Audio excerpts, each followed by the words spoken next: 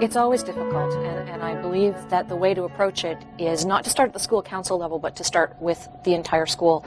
The parents have to be engaged with the entire school and be made to feel that they are a legitimate part of their children's education, every part of it.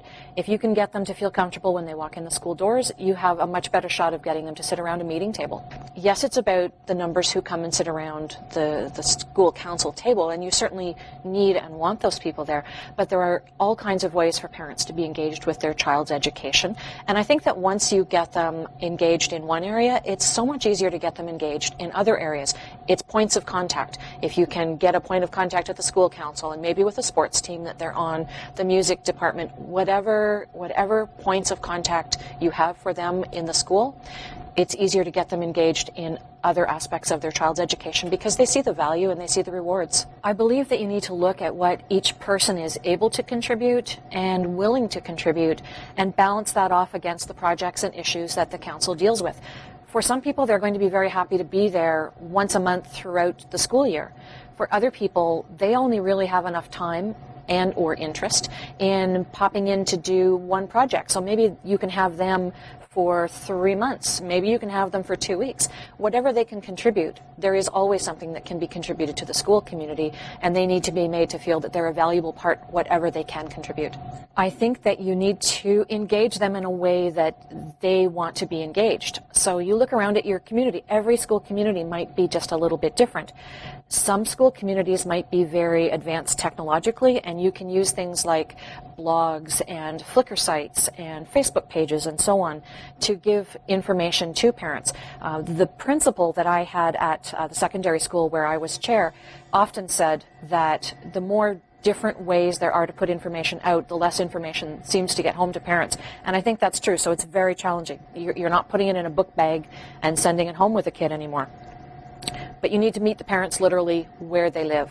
So if you give them, for instance, a blog, I think is a really good tool because it allows parents to sign up, so they're voluntarily signing up.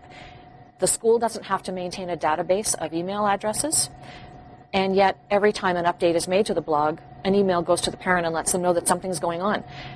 I think it's important for parents to have their own voice at a school, so an independent blog for the school council is a really good idea.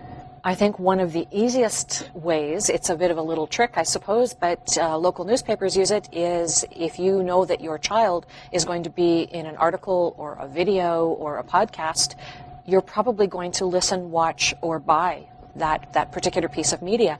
So certainly doing podcasts that the children produce themselves, and whether they're children at the elementary or secondary level, that equipment is available to all of them, I think, at this point.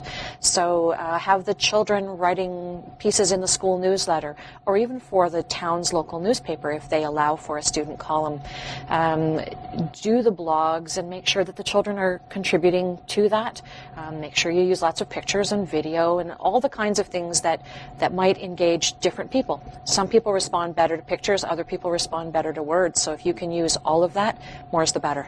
I think that if the parents are doing a blog, you know, people do like to make their opinions known, and there's a really simple blog service out there called SurveyMonkey. I'm sure there are other things available if you do a Google search on that. But if you do a SurveyMonkey survey on your school site or your school council blog, just ask 2 or 3 or 4 questions and change them up from time to time. You'll probably find that it'll give you some really good information that you can take back to your school council, share with the parent community, might even change the ways you do some of your things. You can ask them how they like to be engaged. You can ask them if they're planning on coming out to the school play. You can ask them anything you want. But engaging people and making sure that you're not taking too much of their time is a really good way.